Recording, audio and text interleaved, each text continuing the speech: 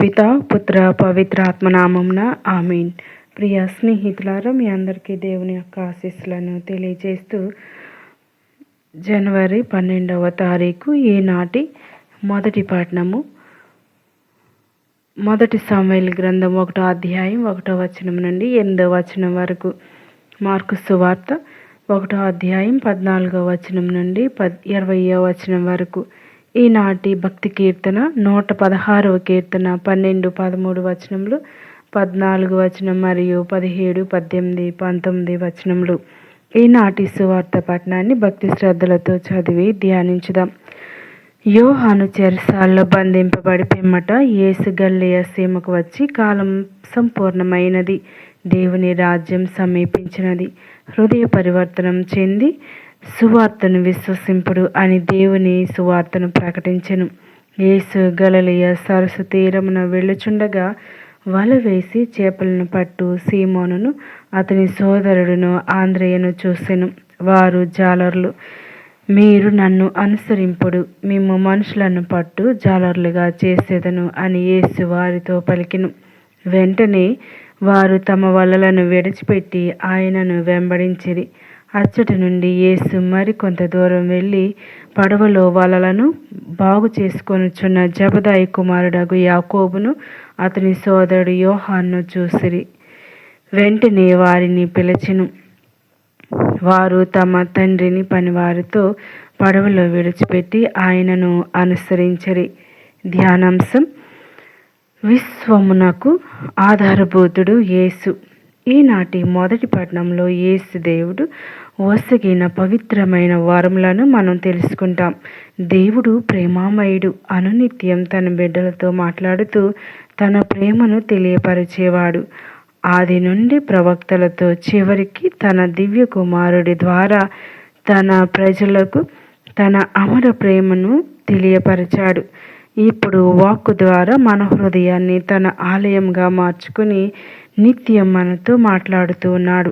దేవుడు మనం చేయాల్సింది కేవలం మనసు పెట్టి ఆయన వాక్కును ఆలకించడం. క్రీస్తు ద్వారా సర్వమానవాళి పాపమును మన్నించి అందరినీ తన చెంతకు పిలుచుకున్నాడు. దేవుడు అందుకనే క్రీస్తు నామం సర్వనామముల కంటే, దేవతల నామముల కంటే ఘనమైన నామంగా ప్రకటించాడు. తండ్రి అయిన దేవుడు. నేటి సువార్తలో మార్కు క్రీస్తు సువార్తను ప్రవేశపెట్టాడు. బాప్తిస్మ యోహాను ఖైదీ అయ్యాడు. గలిలయ ప్రాంతం క్రీస్తు ప్రభు సువార్త ప్రచారానికి వేదిక అయింది. ఇది చాలా చిన్న ప్రాంతం. ఇచ్చట గలిలయ సముద్రం కూడా ఉంది. సముద్రం ఉండటం వలన గలిలయ ప్రాంతం జాలరులకు నిలయమైంది. యేసు బహిరంగ జీవితం ప్రచారం ఎక్కువగా ఇక్కడే జరిగింది. యేసు 3 ప్రకటనలను చేశారు. దేవుని రాజ్యం సమీపించింది, హృదయ పరివర్తనం చెందటం, సువార్తను విశ్వసించటం. యేసు సువార్తను విశ్వసించండి అని ప్రజలను ఆహ్వానించాడు. ఈ సువార్త లక్షణాలు: 1. సువార్త దైవ సందేశం. 2. సువార్త నూతన ఆశను సృష్టిస్తుంది. 3. సువార్త శాంతిని కోరుతుంది. 4. సువార్త దేవుని వాగ్దానాన్ని పూర్తి చేస్తుంది. 5. సువార్త అమరత్వాన్ని ప్రసాదిస్తుంది. 6. సువార్త రక్షణ ఇస్తుంది. 7. సువార్త దేవునితో నూతన వడంబడికగా ఉంటుంది. యేసు ప్రేషిత కార్యాన్ని ప్రకటించి తొలుత చేసింది శిష్యులను ఎంచుకున్నాడు. యేసు వారు సీమోను, ఆంద్రియ, యాకోబు, యోహాను యేసు శిష్యులను ప్రేషిత కర్తవ్యాన్ని వారి భుజస్కంధాలపై ఉంచారు. ఈ 4 యేసు వెంట ఎక్కువగా ప్రయాణించారు. ప్రియ సహోదరి సహోదరులారా, ఈరోజు మనం విన్న దేవుని వాక్యం మన జీవితానికి ఆలోచించుకునేలా చేసే శక్తివంతమైన పిలుపు. యేసు తన ప్రజా సేవను ప్రారంభిస్తూ చెప్పిన మొదటి మాటలేవే. కాలం నెరవేరింది, దేవుని రాజ్యం దగ్గరలో ఉంది, మనస్సు మార్పు చెందండి, సువార్తను స్వీకరించండి. అంటే కాలం నెరవేరింది, దేవుని సమయం. మన జీవితంలో చాలాసార్లు దేవుడు ఆలస్యం చేస్తున్నాడని అనిపిస్తుంది. కానీ ఈ వాక్యం మనకు గుర్తు చేస్తుంది, దేవుడు ఎప్పుడు ఆలస్యం చేయడు. ఆయన సమయమే సరైంది. యోహాను బప్తిస్మ దాత చెరసాల్లో పడిన తరువాత కూడా దేవుని కార్యం ఆగలేదు. అలాగే మన కష్టాల మధ్యలో కూడా దేవుని యోజన కొనసాగుతూనే ఉంటుంది. 2 మనసు మార్పు, పరిశుద్ధతకు పిలుపు. యేసు ముందుగా కోరింది అద్భుతాలు చేయమని కాదు, పెద్ద కార్యాలు చేయమని కాదు, మనసు మార్పు, పశ్చాత్తాప జీవితం, పాప స్వీకరణ సంస్కారం, పరిశుద్ధ బలిలో సంపూర్ణ భాగస్వామ్యం వైపు నడిపిస్తుంది. నిజమైన విశ్వాసి అంటే ప్రతిరోజు తన్ను తాను దేవుని ముందుంచుకొని మార్పు చెందే వ్యక్తి. 3వది శిష్యుల పిలుపు, వెంటనే స్పందించడం చూస్తూ ఉంటాం. యేసు పేతురు, ఆంద్రయ్య, యాకోబు, యోహాన్లను పిలిచినప్పుడు వారు వెంటనే తమ వలలను విడిచిపెట్టారు. వారు ప్రశ్నలు అడగలేదు, ఆలస్యం చేయలేదు. ఇది మనకు నేర్పే పాఠం ఏమిటంటే యేసును అనుసరించడానికి సంపూర్ణ విశ్వాసం కావాలి. ఈరోజు యేసు మనలను కూడా పిలుస్తూ ఉన్నారు.